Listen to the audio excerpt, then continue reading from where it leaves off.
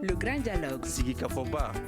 Edouani Wamakaran. Le grand dialogue, l'émission de débat du studio Tamani sur votre radio. Chenni Beri. Halud Mauni. Chenni Beri. Sigi Kafoba. Le grand dialogue.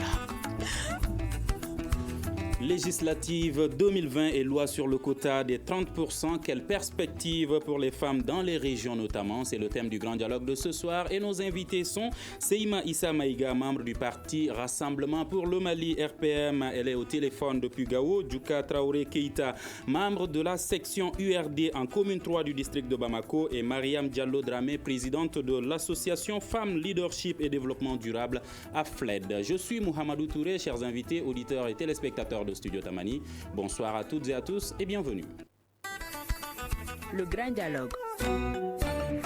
Je commence à vous souhaiter d'abord bonne journée de la radio. Aujourd'hui, 13 février, c'est la journée mondiale de la radio. Nous l'avons célébrée et nous vous proposons ce soir un débat sur les élections. Le premier tour des élections législatives se tiendra le 29 mars prochain. Le second tour est prévu pour le 19 avril 2020. Le dépôt des candidatures devrait prendre fin ce jeudi 13 février à minuit.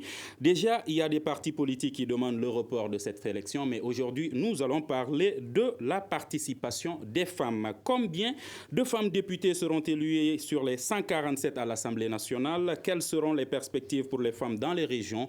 Ce débat en partenariat avec Studio Tamani et le programme d'engagement civique financé par l'USAID. À vous d'abord, Djouka Traoré Keïta. Depuis la première législature, il y a eu 63 femmes qui ont siégé à l'Assemblée nationale du Mali. Cette année 2020, pensez-vous que ça va changer? Merci beaucoup, Mahmoud. Déjà, pour l'opportunité que vous nous donnez de nous exprimer sur les perspectives pour l'élection législative à venir. Je suis sûre que les données vont changer. Et ça va aller dans le bon sens aussi.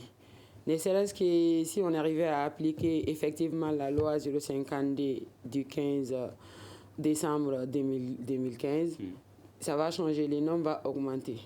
Je suis sûre de ça. Partagez-vous ce même avis, vous qui êtes de la société civile? Oui, je pense que la loi va apporter un changement parce que ce que dit la loi, c'est que toutes les listes qui présenteront au plus de 70% d'un des deux sexes ne sera pas acceptée. Donc, pour ça, les partis sont obligés de respecter ce quota-là. D'accord. Dans les régions, notamment à Gao, Seima, est-ce que c'est la même perception? Est-ce que c'est ce même avis qui est partagé par les femmes?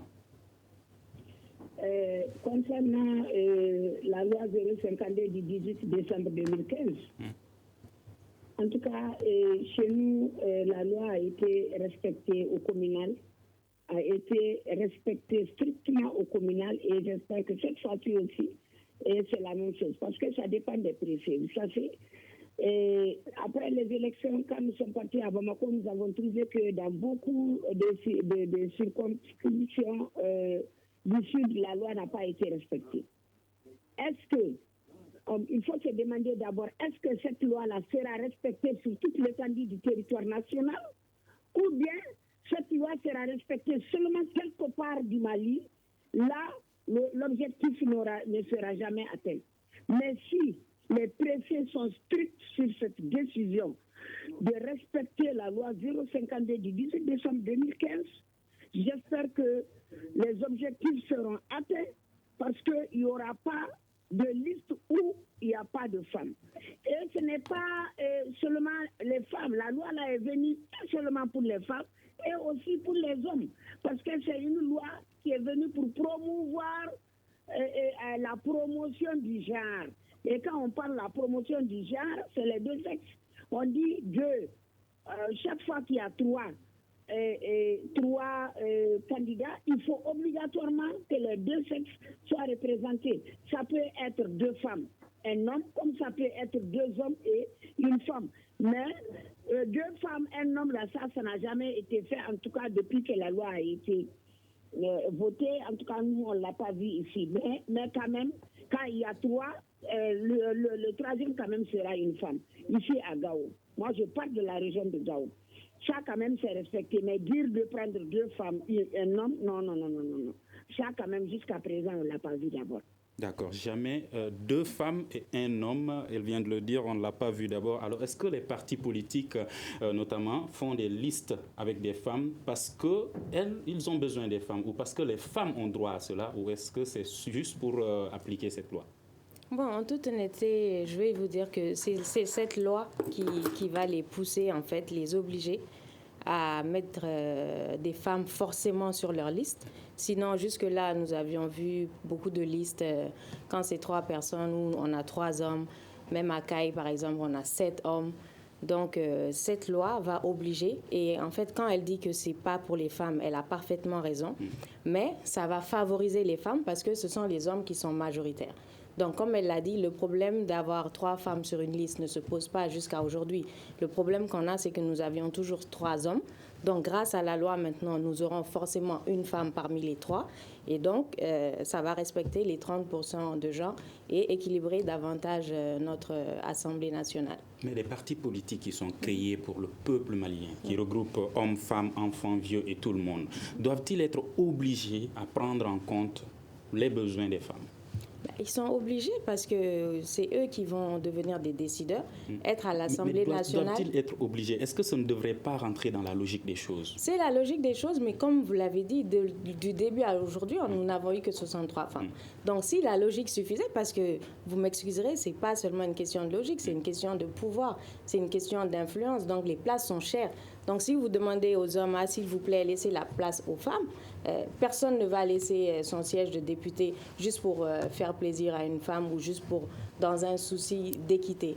Donc il faut des mesures discriminatoires. Et le rôle des mesures discriminatoires, c'est pas pour favoriser la médiocrité. C'est pour un certain équilibre. Parce que c'est vraiment antidémocratique d'avoir une Assemblée nationale où sur 147 députés, on a 13 ou 14 femmes, soit 10%. Donc ça, ce n'est pas démocratique. Et le problème qu'on a avec ça, lorsqu'on doit voter des lois, la loi des finances par exemple, où on sait qu'il y a un budget vraiment très peu élevé et accordé aux femmes, s'il y avait plus de femmes à l'Assemblée, elles auraient poussé dans le sens contraire.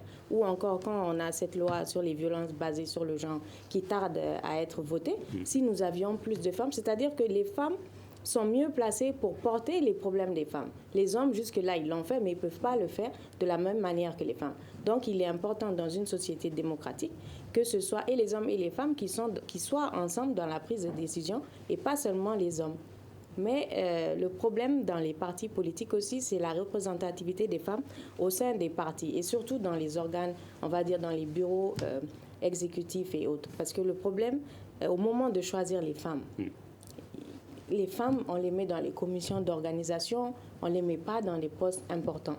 Et souvent, quand on demande aux femmes d'aller dans les partis politiques, je pense qu'elle pourra témoigner, c'est très contraignant pour une femme.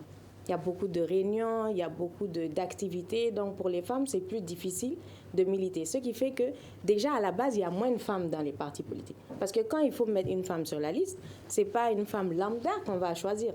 On choisit dans le parti. Donc, lorsqu'il faut choisir, qui choisit? Ça, c'est là quand il s'agit des partis politiques. Voilà. Mais les femmes indépendantes peuvent également... Elles peuvent être indépendantes, elles peuvent faire des listes indépendantes. Mais lorsqu'on doit choisir au sein du parti, on choisit au sein du parti. Donc, j'encourage les femmes aussi à militer au sein des partis. L'application de cette loi, comment les discussions se passent dans les différents partis politiques, puisque vous êtes membre d'un parti?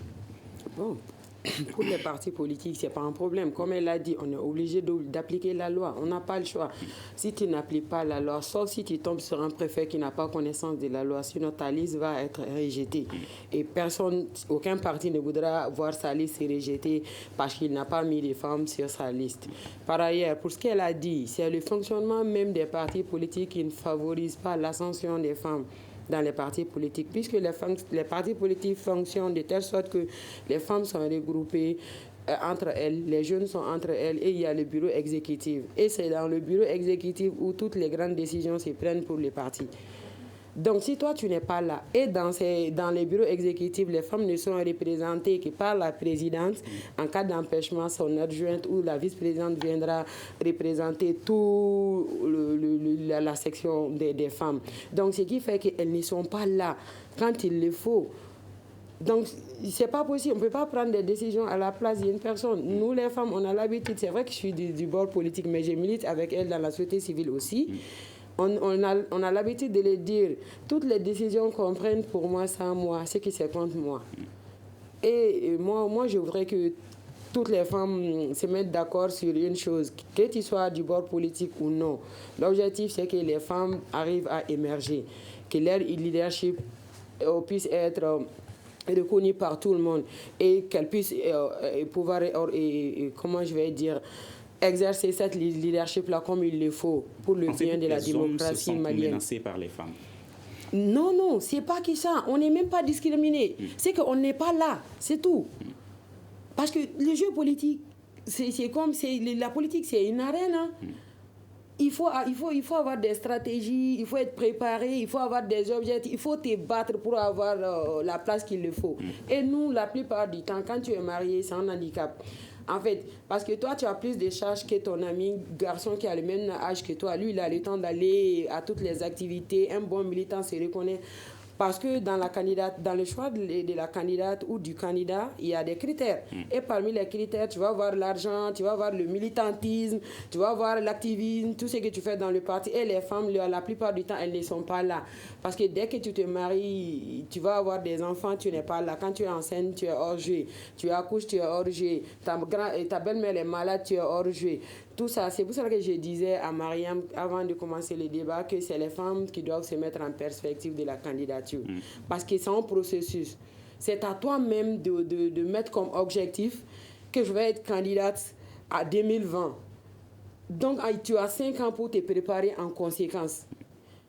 Et ça commence dans le foyer, dans la famille. C'est ta famille qui est tes premiers électeurs. C'est ton mari qui est ton premier électeur et ta belle famille. Il y a tout ça qui entre en jeu, ce qui fait que les femmes sont trop souvent mises à la marge. Bon, je ne sais pas s'ils font exprès ou c'est la logique qui fait qu'on est tout le temps à la marge des choses. D'accord. Seyma, vous vous êtes posé une question. Sera-t-elle respectée partout au Mali, cette loi? Sur Facebook, il y a sur la page Facebook de Studio Tamani, Djibi Raoul Dansoko qui dit qu'au Mali, aucune loi n'est respectée. C'est ce qui nous a conduit dans cette situation au Mali. Alors, est-ce que vous pensez que cette loi va véritablement être appliquée? J'ai dit au communal, ça n'a pas été respecté. La loi n'a pas été respectée partout au Mali. Chez nous, à Gao, ça a été très bien respecté, strictement respecté par nos autorités compétentes. Parce que le préfet a écrit à tous les partis politiques pour leur dire chaque liste qui ne respecte pas la loi sera rejetée. Donc, obligatoirement, les partis politiques ont respecté cette loi et ça nous a conduit à 100 et quelques. Dans la région, ça nous a conduit à 100 et quelques conseillères municipales qui n'a jamais été fait. Donc, je vais vous dire, le Mali, effectivement, vote des lois, mais ce n'est pas voter la loi qui est le problème, mais l'application stricte de cette loi qui est l'handicap, qui est le problème.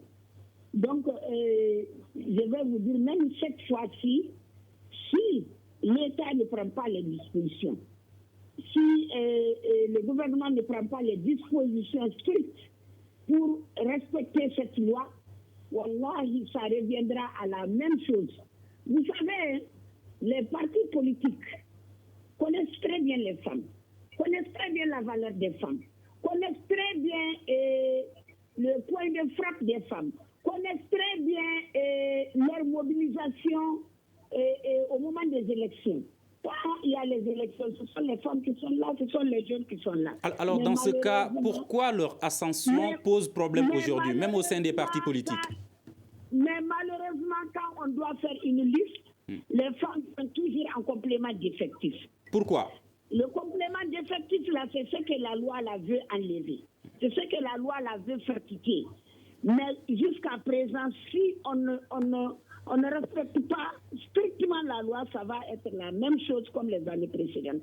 Alors, Madame Seyma, vous dites que les partis politiques connaissent la valeur, l'importance des femmes. Alors, pourquoi ces femmes, leur ascension pose problème, comme le soulignait tout de suite Madame Mariam Diallo? Je n'ai pas compris la question. Vous dites que les partis politiques connaissent la valeur, l'importance des femmes au sein de ces différentes organisations. Mariam Diallo disait tout de suite que l'ascension des femmes, même au sein des partis politiques, pose problème. Pourquoi cela, selon vous? L'ascension des femmes? Oui. est-ce que les femmes sont abstenues? Non, non, non. Oui, justement, c'est ce qu'elle dit. Elle dit que l'ascension des femmes pose problème. Et vous dites que l'importance, la valeur des femmes est reconnue dans les partis politiques aujourd'hui au Mali. Donc, je pose la question, pourquoi, si leur importance et leurs valeurs sont reconnues au sein des partis politiques, pourquoi leur ascension au sein de ces mêmes partis politiques pose problème? Ça pose problème parce que vous m'excusez du terme, nos hommes sont des gourmands. Ils sont des gourmands. Ils sont des dictateurs, ils ne veulent jamais quitter, ils ne veulent jamais céder. Nous, on n'a jamais demandé de nous laisser la place. On ne nous a jamais demandé Excusez-moi d'insister, vous dites bien que ces hommes responsables des partis politiques qui veulent gérer un pays démocratique sont dictateurs. On parle politique, donc on parle toujours des partis politiques, des hommes politiques qui sont dans les partis. Des hommes politiques qui sont dans les partis. Moi, j'ai 30 ans de militantisme dans les partis politiques. Je sais de quoi je parle. 30 ans. Plus de 30, depuis 91, ADEMA, APHI, jusqu'à Association ADEMA, jusqu'aujourd'hui, je suis dans les partis politiques. Je sais de quoi je parle. D'accord, je donne la parole à Mariam Diallo. Vous aurez le micro tout à l'heure. Mariam Diallo, comment des hommes dictateurs veulent diriger un pays démocratique? Est-ce possible? Mais je vais juste vous donner un exemple. Je veux que vous regardiez les 3 plus grands partis politiques au Mali et que vous me dites lequel a changé de président depuis les 20 dernières années. C'est les mêmes présidents de parti. Vous comparez ça à d'autres pays, il y a alternance. Il y a l'alternance. Déjà, on veut qu'il y ait l'alternance dans nos élections, mais quand tu regardes au sein de nos partis politiques, il n'y a pas d'alternance. Celui qui a fondé le parti, il est président du parti à vie. Est-ce qu'il y a même des femmes présidentes de partis politiques? Justement. Donc, quand tu regardes le paysage politique malien aujourd'hui, je crois qu'il y a 3 ou 4 femmes qui dirigent des partis politiques, mais ce n'est pas des partis qui ont une grande assise au niveau national. Mais quand tu regardes les partis, les plus grands partis sont dirigés par des hommes et des hommes qui sont les présidents depuis la création. Donc autant eux, ils sont présidents, tu vas voir que dans le bureau exécutif, ça bouge très peu. Donc, comme elle l'a dit, donc les femmes, et le problème des femmes, c'est qu'on va aller les maintenir dans le bureau des femmes. Les jeunes, on va les maintenir dans le bureau des jeunes, avec un représentant au bureau exécutif. Or, tout se décide au bureau exécutif. Comment voulez-vous que les femmes connaissent une ascension? C'est pas possible. Or, vous regarderez dans d'autres partis, en France par exemple, le Parti socialiste, les Ségolènes Royal, tout ça, il y a les Martine Aubry, voilà des femmes qui sont des femmes politiques et qui sont au devant de la scène politique. Mais ça, ce qui favorise ça, c'est qu'il y a toujours renouvellement du bureau et les femmes se positionnent pour avoir les véritables postes de leadership. Mais le corollaire à ça, c'est quoi? C'est que les femmes qui sont intellectuelles, qui ont un certain niveau intellectuel, ne militent pas au sein des partis politiques. Il y en a très peu. Qui militent dans les partis politiques en tant que femmes, ce sont les femmes qui sont très braves, honnêtement, parce que c'est elles qui font tout le travail de terrain. C'est elles qui font la mobilisation, c'est elles qui font l'organisation. Mais ces femmes-là, en termes d'apport intellectuel et de positionnement, ne peuvent pas avoir ces stratégies-là pour aller accéder à des postes de leadership dans le bureau exécutif. Maintenant, les femmes intellectuelles qui doivent faire ce travail sont absentes des partis. Donc, moi, la manière sur le long terme de changer la donne, c'est que les femmes d'un certain niveau militent au sein des partis et gravitent, afin qu'elles gravissent en fait les échelons pour arriver au sommet dans le bureau exécutif, et que les présidents des partis aussi favorisent l'alternance au sein des partis. Djouga Traoré, est-ce que vous êtes d'accord que les femmes subissent une dictature au sein des partis politiques? Bien sûr, c'est ce que j'ai dit. Ne serait-ce que la structuration, ça défavorise les femmes. Bon, je n'irai pas jusqu'à dire que c'est une dictature. C'est ce qu'elle a dit en fait. C'est nous les femmes qui n'arrivent pas à nous positionner stratégiquement pour avoir ces postes-là. Pourquoi? Est-ce que c'est parce que les femmes ne sont pas bien préparées? Est-ce que c'est parce qu'elles n'ont pas de bonne stratégie? Non. C'est des objectifs. Chacun a un objectif. Nous avons des attentes. Ça dépend des attentes de chacune d'entre nous. Tu vas voir que même quand tu vas proposer ces postes dont elles parlent à des femmes, elles vont refuser. Parce qu'en plus d'être militante et en plus des activités des partis politiques, la femme a d'autres choses à faire qui n'est pas ça. Et la plupart du temps, la plupart des présidents, les leaders des partis politiques, c'est des retraités. Ils ont le temps, ils sont à la retraite, donc tout leur temps est investi dans le travail du parti et tout ça. Mais la bonne dame qui est là, qui doit s'occuper de sa famille, de ses enfants, de son mari et tout ça, doit en plus aussi fournir les mêmes efforts que ces leaders-là pour pouvoir être vus de la même manière. Et avec ça nous handicape. Des réunions nocturnes qui sont bien sûr, même avant-hier, nous on était en réunion jusqu'à 5h du matin. Il n'y en a pas beaucoup qui puissent le faire. Quand tu regardes les femmes, il n'y en a pas beaucoup à 5h du matin. Pourquoi les réunions vont jusqu'à 5h du matin? Est-ce que c'est parce que la journée ne suffit plus ou est-ce qu'il y a quelque chose qu'on cache? Tu vas voir que les réunions sont programmées vers 17h à la descente. Et qui connaît les partis politiques et l'engouement que les élections amènent, il y a toujours des bords qui se battent pour avoir un poste et tout ça. Donc ça prend du temps. Ça prend du temps. Donc on est obligé de rester jusqu'à des heures pas possibles. Et c'est fait exprès. C'est fait exprès. Sinon, on peut prendre un jour férié pour faire tout ça. Un samedi, un dimanche, on commence de 8h jusqu'à 16h. Je suis sûr qu'on pourra entériner toute la question de la candidature. Mais ils ont pris l'habitude de le faire pour exclure les femmes. Mais comme elle l'a dit, c'est à nous. Tout au début de l'émission, c'est ce que j'ai dit. En fait, c'est les femmes qui doivent se mettre en perspective, dire que nous pouvons le faire. Toutes les femmes dont elle a fait cas, les Martine Aubry, les Ségolène, elles se sont sacrifiées. En fait, ce n'est pas quelque chose comme... Même la loi ne pourra pas changer la donne. Même les femmes intellectuelles qui sont dans la fonction publique et tout ça, elles sont minimes. Les cadres A ne font que 36,12%. Et les cadres B, c'est 16,32%. C'est les cadres B1 qui sont beaucoup. Et les cadres B1, on sait quel genre de tâches elles sont en train de faire dans les administrations publiques. Et sur Facebook, il y a Souleymane Haïdara qui demande pourquoi les listes sur lesquelles il y a 2 candidats ne répondent pas au genre, si c'est le cas. Non, puisque la loi, dans son décret d'application 0909, n'a pas pris ça en compte. Tout ce que la loi a pris en compte, c'est que si c'est 3, un doit être de sexe différent. Pourquoi les gens disent que la loi au 052 du 18 décembre 2015 est la loi des femmes? Parce que chez nous, c'est le genre féminin qui est discriminé par rapport au poste de nomination ou au poste électif. Donc les gens se sont... C'est cet aspect-là qu'on a pris en compte et on a dit c'est les femmes. Sinon, ce n'est pas que nous. Les hommes, c'est la loi JAR, c'est 70% de l'un des deux sexes. Vous voyez, maintenant... Là, je salue les femmes de la société civile parce qu'elles ont pris de l'avance par rapport à la sensibilisation et à l'appropriation de la loi 052. Même les élections législatives qui ont été reportées, je les ai vues, elles étaient sur le terrain pour sensibiliser les préfets. Puisque, ne vous étonnez pas, il y a des préfets qui n'ont pas connaissance des lois. Donc elles sont en train de jouer le rôle des partis politiques qui reçoivent l'aide aux partis politiques qui devraient sensibiliser la population, mais c'est la société civile que vous saluez qui le fait. Si, les partis le font, mais vous voyez, les partis politiques, en fait, sont statués dans le tandem de je suis de la majorité, tu as de l'opposition, et vous voyez ce que ça fait. Nous n'avons pas les mêmes idéologies, les idéologies politiques sont différentes, on ne peut pas être mélangées et tout ça là. Mais stratégiquement, c'est aux femmes, et elles sont beaucoup dans la société civile qui sont en train de s'investir pour que la loi soit comprise par tout le monde et que tout le monde ait connaissance de cette loi-là. Après, nous verrons.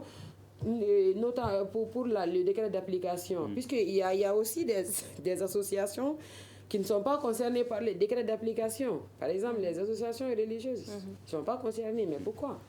Les chefferies traditionnelles. Les chefferies traditionnelles et tout ça. D'accord. Seyma, je vous pose la même question posée par Souleymane Haïdara. Pourquoi les listes sur lesquelles il y a 2 candidats ne répondent pas au genre? Est-ce un handicap pour les femmes? C'est ce que l'autre vient de dire tout de suite. Effectivement, c'est aussi un handicap. Chaque loi a ses avantages et ses inconvénients. La loi n'a pas tenu compte de cela. Et si c'est pourquoi nous avons demandé la parité. C'est pourquoi on s'est battu pour demander la parité. Wildaf nous a amené jusqu'à Dakar pour aller nous espérer de l'expérience des femmes du Sénégal qui ont pu décrocher la parité. Tant que le Mali aussi ne décroche pas la parité, les femmes ne seront pas là. Parce que tu as vu là où il y a deux candidats, les deux candidats, on ne prend jamais une femme et un homme, ou bien deux femmes, jamais au grand jamais. Tous les deux sont des hommes. Il faut vérifier sur toutes les listes où il y a deux candidats seulement. Tu trouveras qu'il n'y a jamais de femmes sur ces listes-là. Donc ça, c'est vraiment un handicap et qu'il faut corriger aussi. D'accord. Et certains estiment qu'aujourd'hui, les femmes qui sont à Bamako ont plus de chances que les femmes qui sont dans les différentes régions au niveau local. Alors, quelle perspective pour les femmes qui sont dans les différentes régions pour ces élections législatives? Les femmes qui sont dans les régions, moi je ne suis pas d'accord, parce que les femmes qui sont dans les régions aussi ne sont pas des femmes aveugles, vous m'excusez du terme, c'est des femmes battantes, c'est des femmes qui se battent toujours, c'est des femmes qui sont là dans la politique, qui ont montré leur capacité, qui ont montré leurs valeurs, qui ont montré qu'elles sont là, c'est des femmes courageuses, et surtout dans les régions du Nord. Vous le savez plus que moi. Mais malheureusement, moi je vais dire que c'est les femmes qui ne se soutiennent pas. C'est ça le grand handicap des femmes. Nous-mêmes, ils ne nous soutiennent pas. Les femmes ne se soutiennent pas.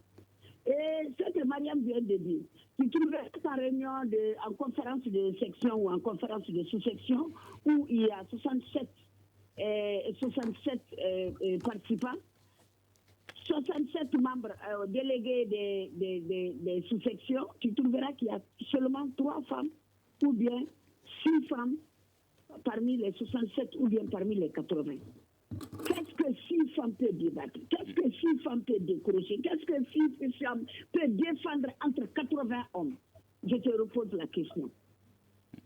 Alors, c'est moi qui pose les questions, vous répondez. Je ne pourrais pas répondre à des questions. Mais moi aussi, je te repose cette question-là. Oui, mais sauf que moi, je pose des questions. Ma fille vient de le dire tout de suite. J'ai bien dit, en conférence de section, c'est les délégués de sous-section qui doivent venir en conférence de section, non?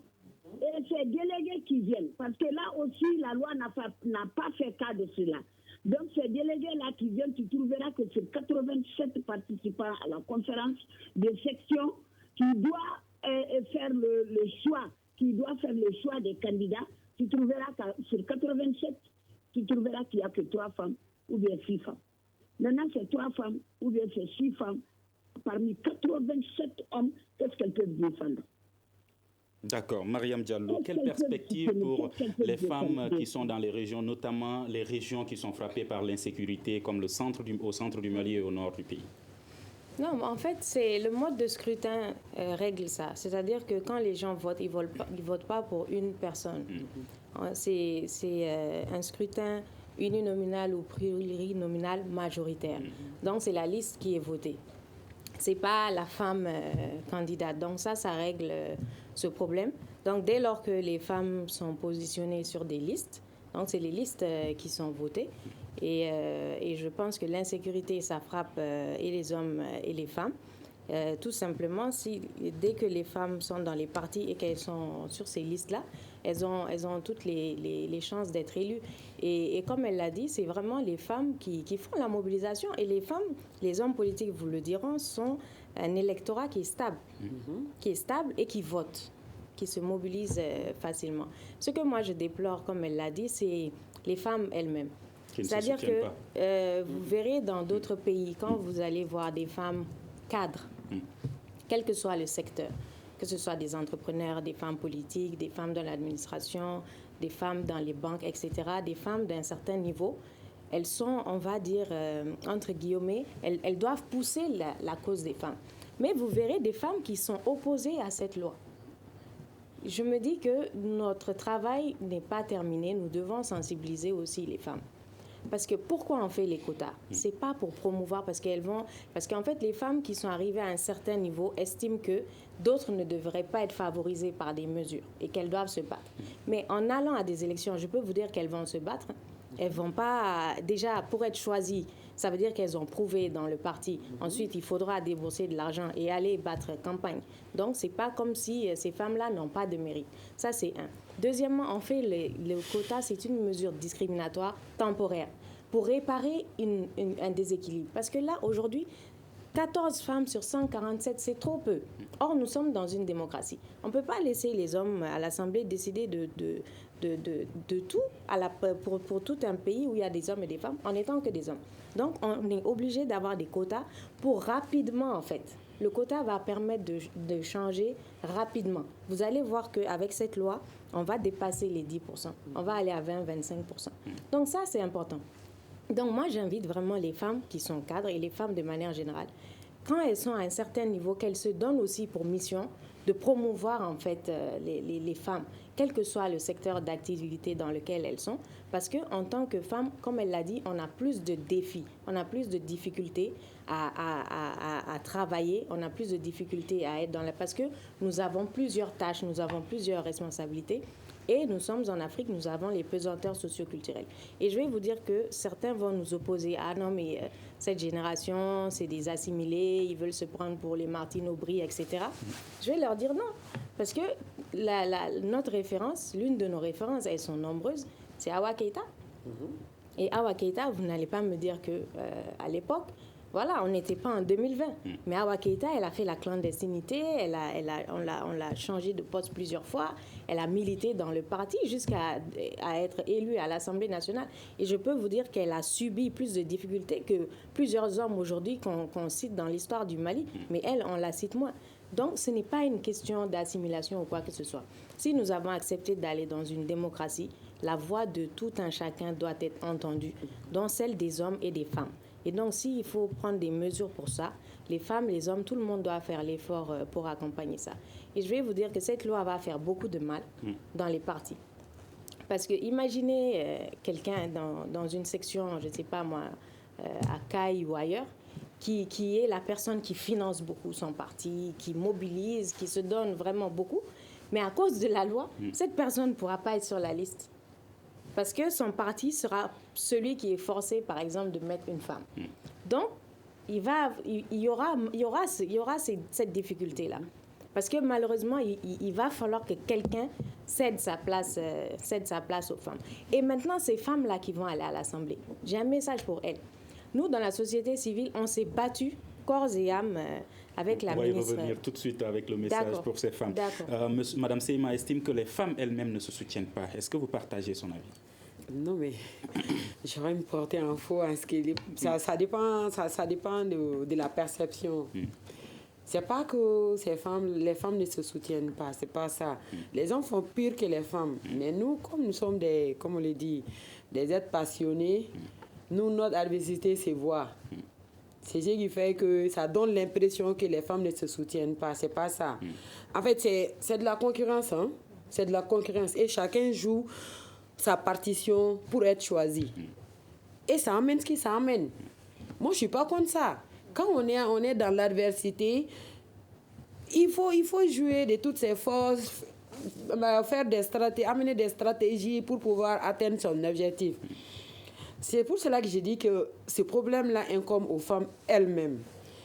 Par exemple, Mariam vient de dire que la loi va faire beaucoup de mal aux partis politiques parce qu'il y a la personne qui finance beaucoup les partis politiques. Ça amène la question du financement des partis politiques, le paiement des cotisations. Les femmes ne les payent pas. Non, mais c'est vrai. Parce qu'il faut aussi que... C'est pour ça que je dis que c'est un processus. Tu te mets dans l'optique d'avoir les postes de responsabilité. Et pour ce faire, tu dois tu dois t'incomber des charges. Les cotisations mensuelles et tout ça, la statutaire, en plus les contributions pour l'organisation des activités. Elles ne sont pas là pour contribuer. Là, on va dire que les femmes ne sont pas autonomes financièrement et tout ça. Mais ça se prépare. Ça se prépare. on est dans les clubs services, on est dans les partis politiques. Là où il faut payer, quand tu es femme, c'est vrai que tu milites, hein, tu mobilises, il faut payer. Les gens vont te respecter. Tu vas voir qu'il y a des femmes qui n'ont même pas besoin de la liste. Il y a des hommes qui n'osent même pas s'opposer à certaines femmes. Même ici à Bamako, dans les partis politiques. Il y a des femmes, quand elles disent qu'elles sont candidates, il n'y a pas d'opposition. Parce qu'elles ont montré leur force. Parce qu'en politique, il y a ça aussi. Hein. En plus d'avoir de l'argent, il faut avoir de la notoriété. Certains estiment aussi que la langue française, le français qui est la langue officielle du pays, est un handicap et pour les hommes et pour les femmes, mais beaucoup plus pour les femmes aujourd'hui. Bon, est-ce qu'on est en train de dépasser ça, hein? C'est des stéréotypes. Hein? Parce que dans je suis obligée de réagir. Il y a des hommes analphabètes à l'Assemblée, plein. Ce n'est pas un problème de femmes. Je suis désolée. Ça vaut pour tout le monde. C'est fini. D'accord. Alors, comment renforcer la participation politique des femmes dans le processus électoral, Madame Seima? Comment renforcer la participation des femmes dans le processus électoral au Mali? Comment renforcer la participation des femmes? Oui. La loi 052 du 18 décembre 2015 est déjà une stratégie de renforcer la participation des femmes. Parce que, vous le savez plus que moi, chez nous, les élections passées, il n'y avait pas de femmes. Tu vas prendre une liste de 1 jusqu'à 39, de 1 jusqu'à 25, de 1 jusqu'à 36. Il n'y a aucune femme sur la liste. Mais aujourd'hui, Dieu merci, avec cette loi, au moins, il ne peut pas prendre 3 sans une femme. Ça, c'est déjà une avancée. Ça, c'est déjà une avancée. C'est vrai, la loi n'est pas venue seulement pour les femmes, comme l'autre l'a dit tout de suite, mais ça favorise plus les femmes que les hommes. Parce que c'est les femmes qui n'étaient pas là. Mais je vais vous dire que cette loi-là n'a pas été, ça a été vulgarisé, mais jusqu'à présent pas à hauteur de souhait. Parce qu'il y a d'autres jusqu'à présent qui ne connaissent pas cette loi-là, qui ne savent même pas de quoi il s'agit. Donc, à qui la faute? Qui n'a pas joué son rôle dans cette sensibilisation? Dans cette sensibilisation, c'est l'État. Et les partis politiques? C'est l'État. Non, j'arrive. J'arrive. La faute, c'est partout, mais j'arrive, je m'explique. C'est l'État qui a bien voulu voter cette loi pour promouvoir le genre, n'est-ce pas? Donc l'État doit prendre des dispositions par rapport à la sensibilisation. Les partenaires techniques et financiers doivent prendre des dispositions. Les organisations de la société civile doivent jouer leur rôle. Les partis politiques ne le feront jamais. Parce que les partis politiques, ce n'est pas à leur avancée. Les partis politiques, ce n'est pas à leur gain. Les partis politiques ne le veulent même pas. Ça leur a été imposé. Parce que les partis politiques ne veulent jamais que les femmes arrivent. Les partis politiques utilisent seulement les femmes. Alors, les partis politiques appartiennent-ils aux hommes? Aux hommes, oui. Les autres l'ont dit tout de suite. Les autres l'ont dit plusieurs fois dans leur intervention. Ils l'ont dit. Ça appartient plus à... Il y a combien de femmes présidentes de partis politiques? Combien? Tu les comptes au bout des doigts, non? Au niveau national, régional et local, il n'y en a même pas. D'accord, ce problème de sensibilisation que les partis politiques... Merci Madame Seima, que les partis politiques ne jouent pas bien leur rôle alors qu'ils reçoivent l'aide aux partis politiques. Est-ce normal? Bon, ça c'est la gestion interne des partis. Et comme je l'ai dit, honnêtement, il y a beaucoup de choses à revoir dans la charte des partis politiques et surtout dans la loi électorale.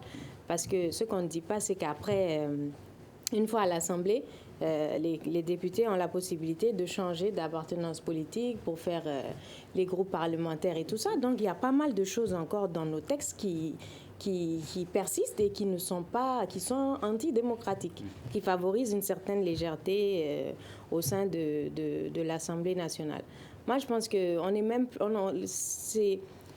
promouvoir la loi 052 n'est pas vraiment, en fait, l'objectif. Aujourd'hui, les femmes doivent, comme elle l'a dit, faire des stratégies. Et les femmes doivent se donner une vision dans 5 ans, dans 10 ans, de comment elles veulent être au Mali. Prendre la tête des partis politiques, être au sein d'un parti, mais aspirer à devenir numéro 1 ou numéro 2 dans ce parti. Et ça ne peut pas arriver tant qu'on a certaines dispositions dans les textes au sein des partis et certaines pratiques. Mais c'est aux femmes de dénoncer ça. Les femmes dans les partis, nous, on ne peut pas faire ça. Qu'elles dénoncent les heures de réunion, par exemple, qu'elles dénoncent le manque d'alternance. Il faut qu'elles se mettent ensemble.